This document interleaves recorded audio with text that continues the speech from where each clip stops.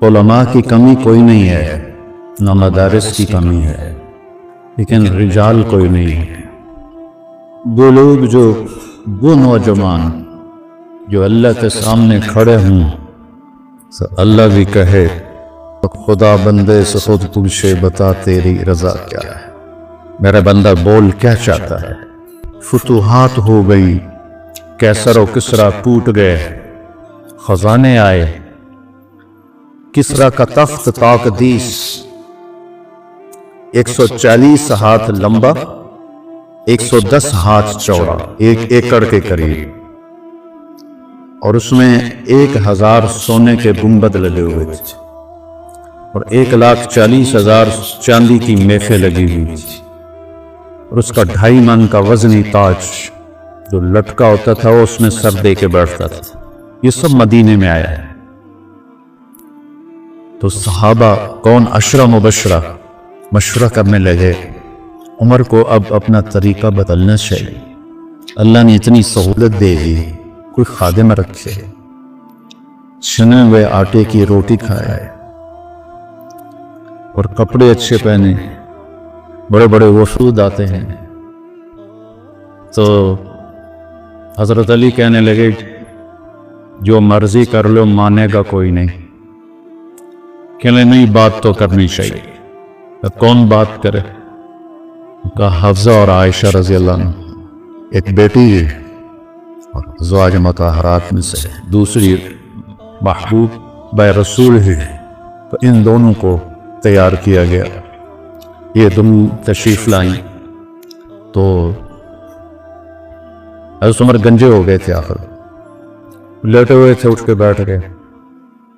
تو حضرت عائشہ متکلم بنی کہ امیر المومنین آپ سے ایک بات کرنی ہے، کہو۔ اللہ تعالیٰ نے ہمارے نبی کے دور میں دنیا نہ بھیجی، نہ انہوں نے دنیا کا ارادہ کیا، وہ ایسی چلے گی۔ میرے باپ کا زمانہ آیا، اللہ نے دنیا نہ بھیجی، نہ انہوں نے ارادہ کیا، تو وہ بھی ویسی چلے گی۔ اب اللہ تعالیٰ نے آپ پر دنیا کے دروازے کھول دیے، فتوحات کے دروازے کھول دیے، اب آپ اپنے اوپر رحم کریں، ارفق بنفسک، اچھا کھانا کھائیں، چھنے ہوئے آٹے کی روٹی کھائیں، اچھا کپڑا پہنیں، بڑے بڑے وفود آتے ہیں آپ سے ملنے کے لیے، اور اپنے لیے کوئی خادم رکھی جو آپ کی خدمت کرے۔ آپ کی عمر کا بھی تقاضا ہے، حضرت عمر کا رنگ ایسے بدل ہوا۔ جب حضرت عائشہ نے بات ختم کی تو کہنے لگے مجھے بتاؤ تمہیں کس نے بھیجا ہے؟ کہنے لگی کوئی ہاں نہ کرو گے تو ہم بتائیں گے، ویسے تو نہیں بتائیں گے۔ فرمانے لگے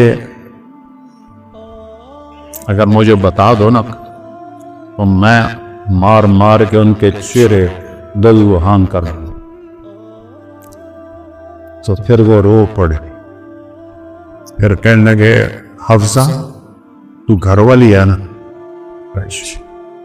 بتا اللہ کے نبی نے دن میں کبھی 2 دفعہ کھانا کھایا، صبح کھایا تو شام نہیں کھایا، شام کھایا تو صبح نہیں کھایا۔ کہنے لگے اللہم نعم۔ کیا تجھے یاد ہے تیرے گھر میں نبی کا بستر کیا تھا؟ ایک بوریا تھا جس کو تو دوہرا کر کے بچھاتی تھی، 1000 تو نے اس کی ایک تہ اور لگا دی۔ تو آپ نے پوچھا حفصہ میرا بستر بدل دیا ہے؟ کہ نہیں یا رسول اللہ، وہی ہے، ایک تہ اور لگا دی تاکہ آپ کے لیے نرم ہو جائے۔ کہ اس سے واپس اسی طرح کر دے، مجھے رات کو اٹھنے میں مشکل پیش آئی۔ حفصہ تجھے یاد ہے ایک دفعہ تو نے کھانا ایک تپائی پہ رکھ کے دیا تھا، اللہ کے نبی نے اٹھا کے زمین پہ رکھا تھا اور فرمایا تھا میں جیسے پکلان کھاتے ہیں میں ایسے کھاؤں گا۔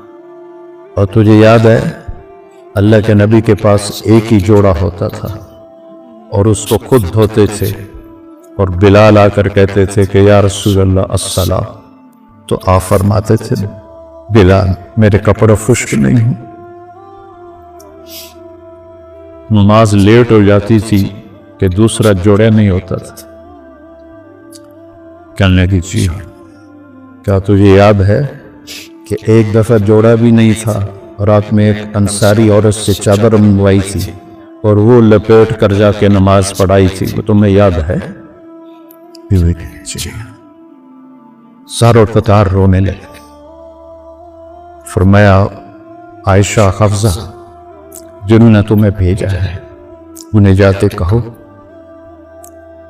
کہ 3 دوست ہیں جو ایک منزل کی طرف چلے، پہلا چلا وہ پہنچ گیا، دوسرا چلا وہ بھی پہنچ گیا، اب تیسرا راستے میں ہے، ان کی راہ پر چلے گا تو ان تک پہنچے گا، اگر اس سے ادھر ادھر ہوا تو پھٹک جائے گا۔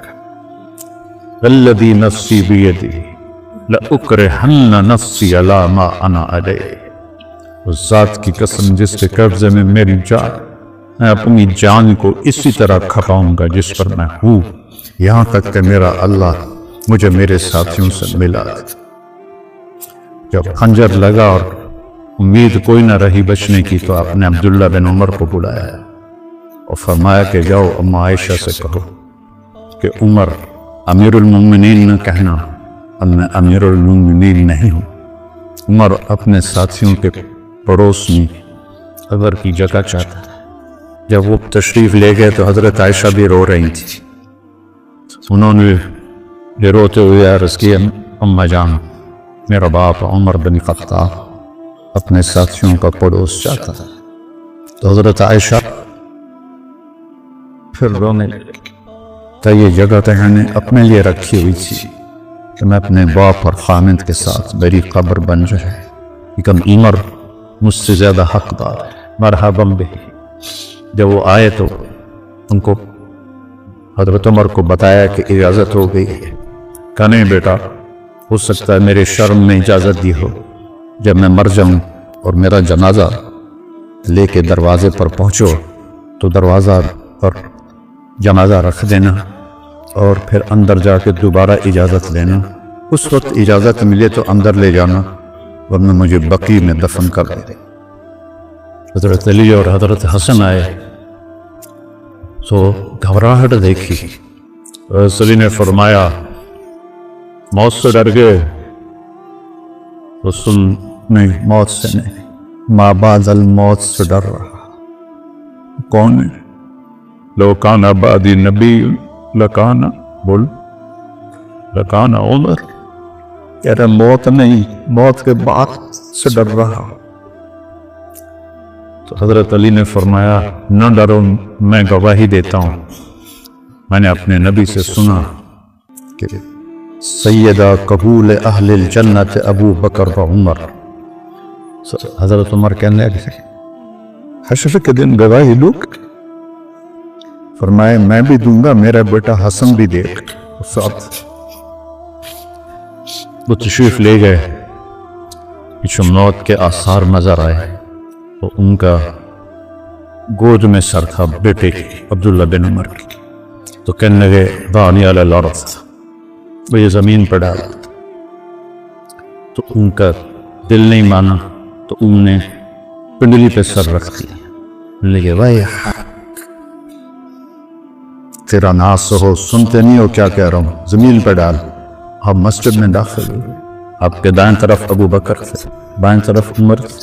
آپ نے فرمایا ہمیں دیکھ رہے ہو؟ صحابہ سے کہا جی، کہا کذا نشریو والقیامہ، اس طرح ہم معاشر میں اٹھیں گے کہ میرے دائیں ابو بکر ہوگا اور بائیں میرے عمر ہوگا۔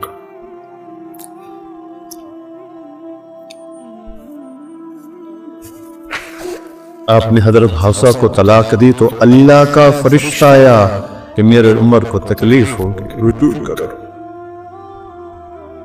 رجوع کرو۔ اپنے نبی کی منشا کے خلاف اللہ نے فیصلہ لیا کہ میرے عمر کو تکلیف ہوگی، رجوع کرو، تو آپ نے رجوع فرمایا۔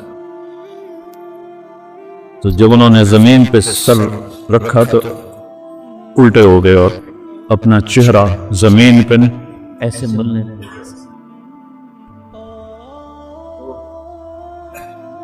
ویل لک ولأمک یا عمر ان لم یغفر لک رب، ویل لک ولأمک یا عمر ان لم یغفر لک رب، وَيْلٌ لَكَ وَلِأُمِّكَ يَا عُمَرَ إِن لَّمْ يَغْفِرْ لَكَ رَبُّكَ. یہی کہتے کہتے جان نکل گئی. تو برٹن رسل نے کہا، جو ایک دہریہ تھا، انگریز مفکر، اگر ایک عمر اور ہوتا تو پوری دنیا میں اسلام ہو پھیل گیا.